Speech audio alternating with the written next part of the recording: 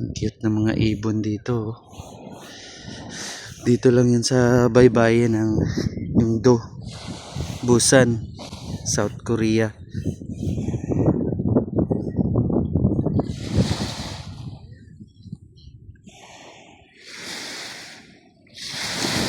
Wow, ganda.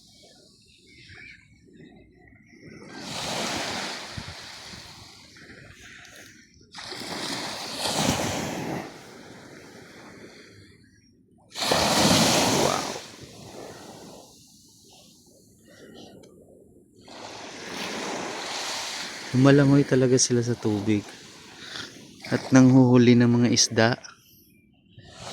Kabait nila, tingnan nyo guys. Cute nila. Wow.